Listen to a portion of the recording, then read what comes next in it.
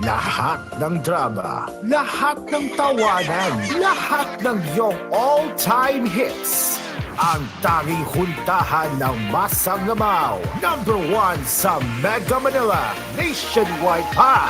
Broadcasting from TGON, TVH Group of Networks. Dito lang sa inyong iisang himpilan. Cool FM! You are listening to Cool FM, live from Cool Studios. This is koolNews at 6.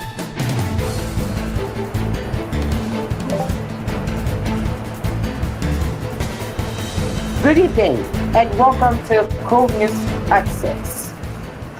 The Bureau of Fire Protection said fire struck two areas in Malabon City on Friday morning, both reaching the third alarm. The first fire incident was at a commercial area located along Dumalay Street, Barangay Santa Monica. It reached the first alarm at 5:52 a.m., the second alarm 2 minutes later, and the third alarm at 5:38 a.m. It was declared under control by 6:27 a.m. with no injury or fatality reported. The second fire incident happened at Gutierrez Street corner, Macanal Street in Barangay Panghulo. Authorities said the blaze reached the first alarm at 10:39 a.m. and then immediately raised to the second alarm at 10:41 a.m. A third alarm was hosted at 10:48 a.m. before firemen managed to control the fire at 11:23 a.m. with no reported injury or fatality as of writing. The BFF National Capital Region said investigations are underway regarding the two fire incidents.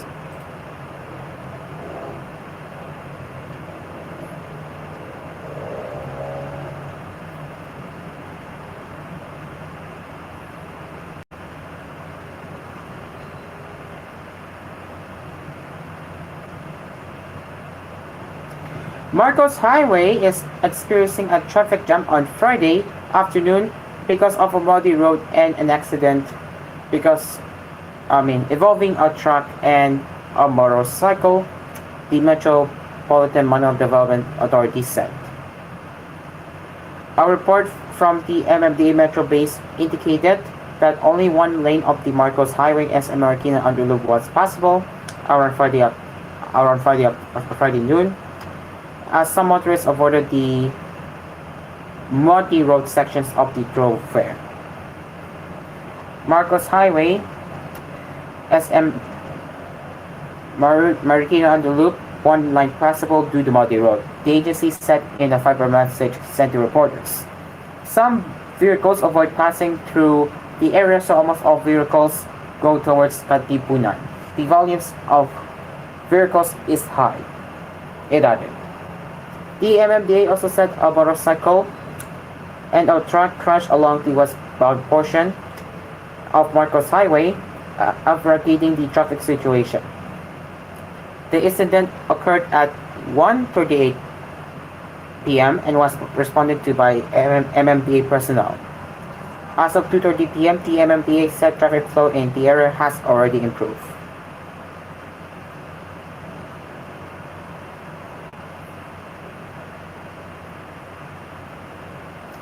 The National Bureau of Investigation arrested the owner of a designer bag containing illegal drugs, which was left in a taxi in 2023.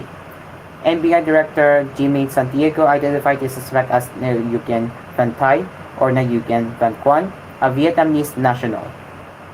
The Vietnamese man was arrested by operators of the NBI Dangerous Drugs Division during a bypass operation in Paranaque City on July 10. Authorities said the suspects sold ecstasy and ketamine to a government agent who pretended to be a buyer of the illegal drugs.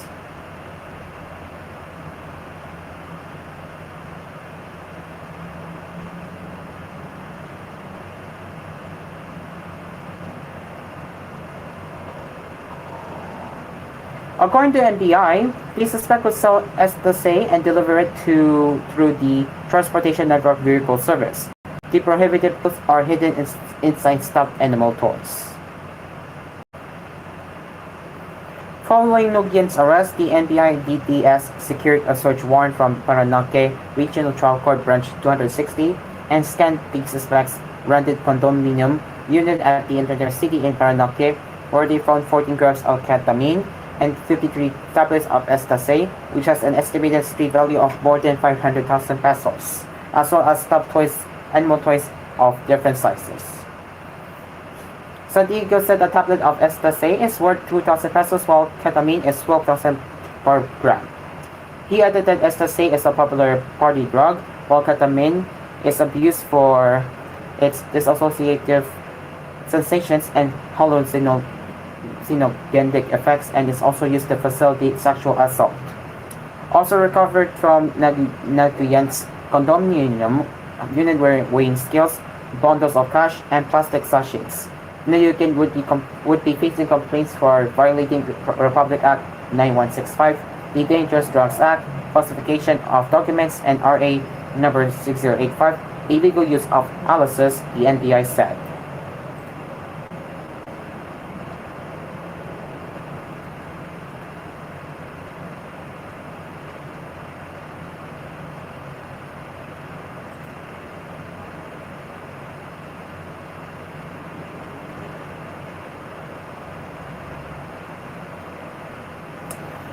The last two typhoons that hit the Philippines, Karina and Putra, affected more than 1.3 million people nationwide, according to a situation issued at 8 a.m. on Friday by the National Disaster Risk Reduction and Management Council. The report said 1,319,467 people, or 299,344 families, were affected. Of those affected, 211,396 people, or 53,414 families, sought shelter in evacuation centers. The Bangsamoro Autonomous Region in Muslim Mindanao was the region that had the most number of affected people, a total of 552,971 individuals, or 110,874 families. For those affected by Karina alone, the total assistance given so far has amounted to 61.3 million pesos, which came from several sources, mainly the Department of Social Welfare and Development, the Office of Civil Defense, local government units, and non-government organizations. According to the Department of Budget and Management on Wednesday, the government still has 11 billion pesos available under the National Disaster Risk Reduction Management Fund to use in relief efforts for Karina. Our government is prepared. We are ready to support all operations for disaster rescue and relief with the necessary budget. Identified frontline government agencies may mobilize their Quick Response Fund allocated in the respective budgets, said Budget Secretary Amanda Pangadaman. In Friday's situation report, NDRRMC said that no addition to the death toll, injured, and missing people were so far reported. Its last recorded death toll was 14, while two remained missing and 2 others were injured. NDRRMC also recorded damage to agriculture amounting to 9.7 million pesos, with Northern Mindanao recording the most damage at 6.6 million pesos. Bujoy and Karina triggered massive flooding and landslides in some parts of the country. On Thursday, Interior Secretary Benjamin Abalos Jr. announced that several areas had been put in a state of calamity: Metro Manila, Batangas, Cavite, Oriental Mindoro, Bataan, and Bulacan. On the same thing, President Ferdinand Marcos Jr. ordered a review of flood control measures, considering that just 3 days earlier he said in his third State of the Nation address that more than 5,000 flood control projects have been completed. They have many flood control measures, and yet we have these floods. We have to relook. We have to re-examine some of the designs of our flood control measures, he said.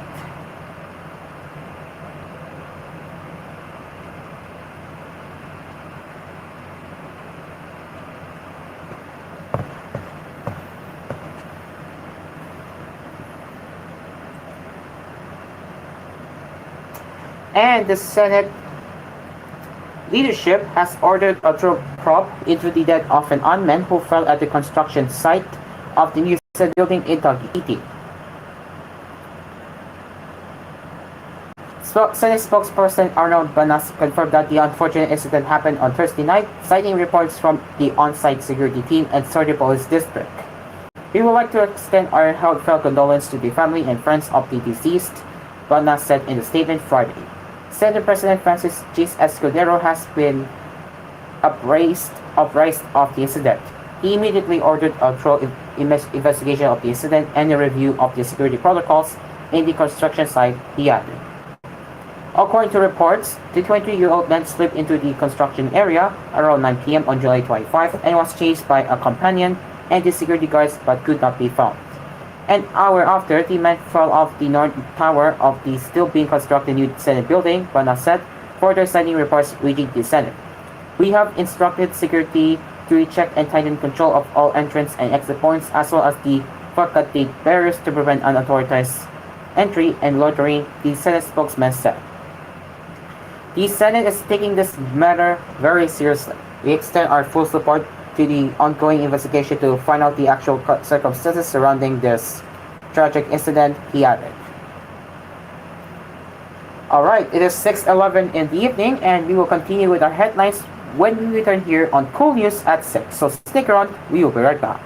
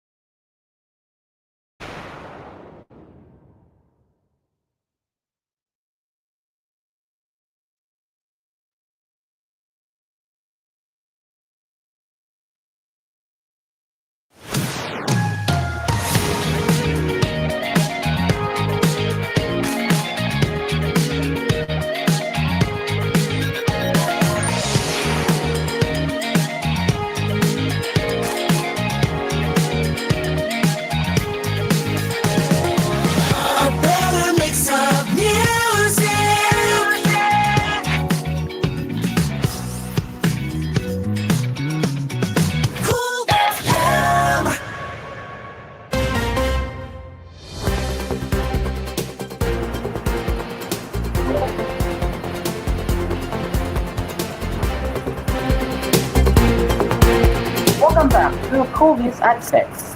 Department of Education DepEd Secretary Sonny Angara signed Friday the implementing rules and regulations for public school teachers' expanded career progression system. The IRR was for Executive Order EO 174, titled Establishing the Expanded Career Progression System for Public School Teachers, which targets to address the long-standing problem of slow promotion processes among public school teachers.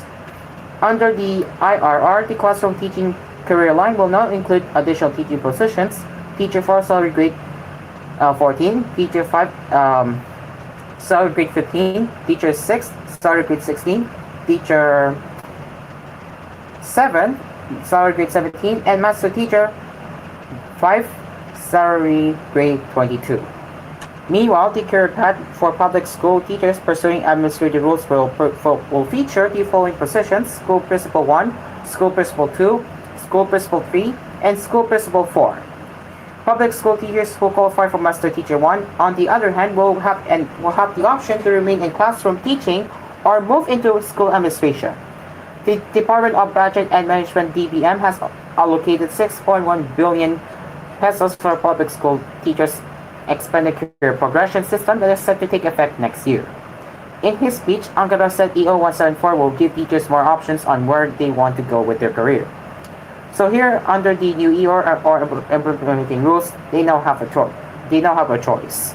He or she can go freely from the teaching track to the administrative track, he said.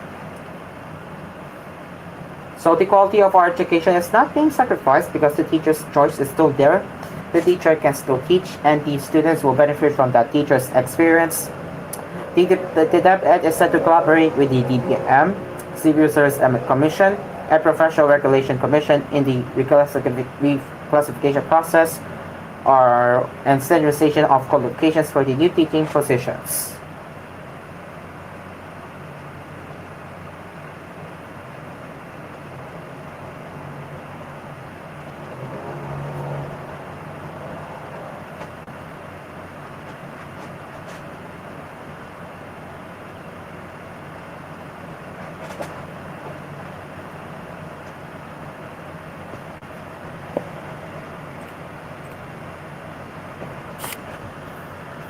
Department of Education DepEd Secretary Sonny Angara said at least 90 schools nationwide postponed the opening of their classes for school year 2024 to 2025 on Monday, July 29, following the onslaught of typhoon-boosted southwest monsoon, locally termed Habagat, which resulted in floods around Metro Manila and nearby areas. DepEd did not list the schools that postponed their opening, but Angara said schools in Malabon City and Venezuela City will push through it with it on July 31st and August 5, respectively. As a general rule, we really want to be able to return on July 29, but the others can't really make it, Angara said, noting that some schools in affected cities are still being used as evacuation centers.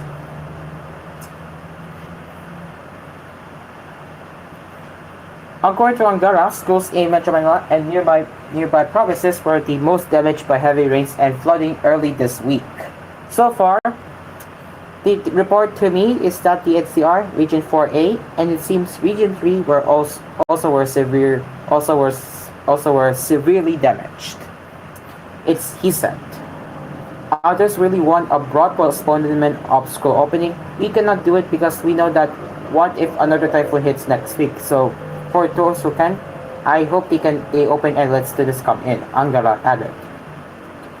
DepEd said 80,370,310 students from elementary to senior high school have enrolled for school year 2024 to 2025 as of 9 a.m. on Friday, July 26. Of the total, 10,001,689 are elementary students, 5,577,374 are junior high school students, and 2,598,529 are senior high school students. According to the Education Department, the student enrollment in all public schools for school year 2024 to 2025 was set from July 3 to 26. All right, we have some news here that the news just came in that Will to Win on TV5 will have its brand new time slot. I mean extended time slot rather. This just came in from Kuya Will that the show will run from 4:30 p.m. to 6:30 p.m. effective next week. Okay, so now let's continue with the national headlines. Give me a second.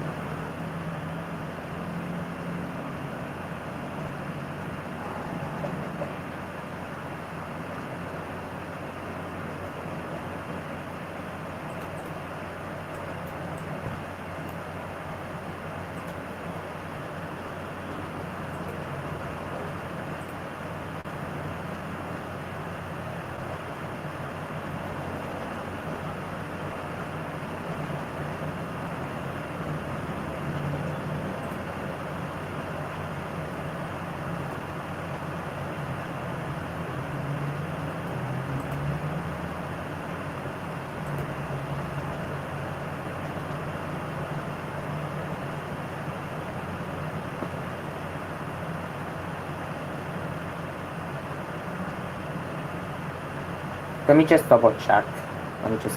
Real quick.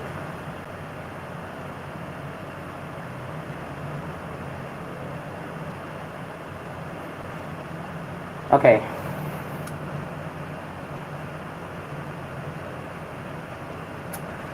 Local governments must rethink their flood prevention projects by understanding water flow management rather than simply as a response to recent flooding, President Ferdinand Bongbong R. Marcos Jr. said on Friday. Marcos made the call during a situation briefing in Mauban, Quezon, where the effects of Typhoon Karina and the enhanced southwest monsoon were tackled. In the briefing, Marcos said flood response should also know the flow of water and how to manage it. Just adding more dikes, adding 1 meter, that's not going to do it. We have to understand the flow of the water and somehow learn how to manage it so that it won't flow to productive areas, households, residential communities, and this kind of thing said Marcos.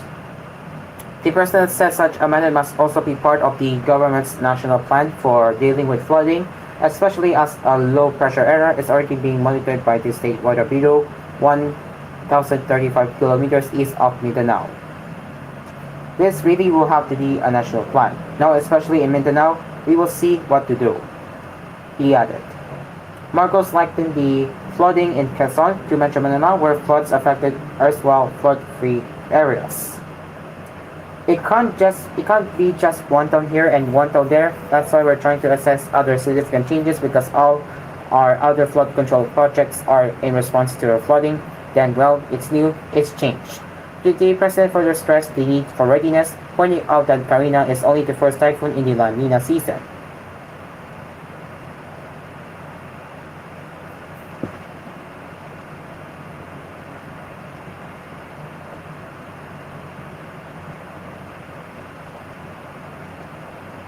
And finally, in entertainment news, as actress singer Sarah G or Sarah Geronimo marked her 36th birthday on Thursday, July 25, by offering prayers for the victims of Typhoon Karina and taking volunteers and rescuers who extended their help to the victims.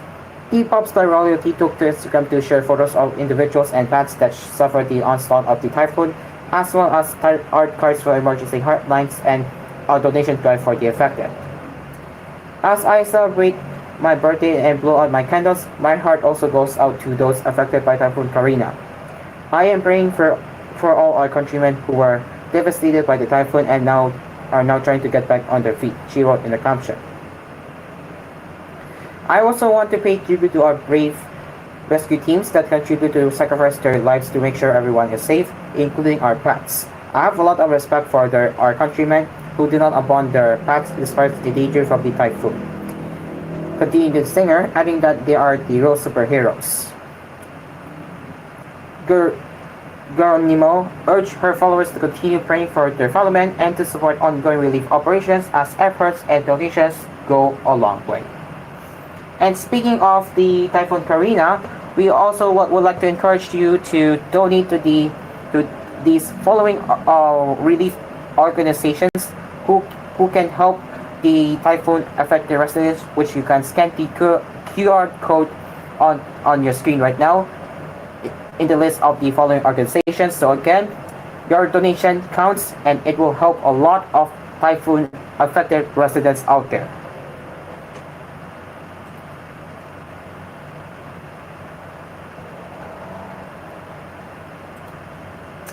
And that is it for Cool News at 6. As always, you can get in touch with us at tvh.philippines.news@gmail.com.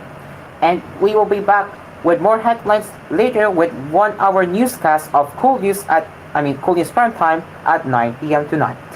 Until then, I'm Cairo, aka Aspir, and we will see you later at 9 in the evening. Goodbye for now.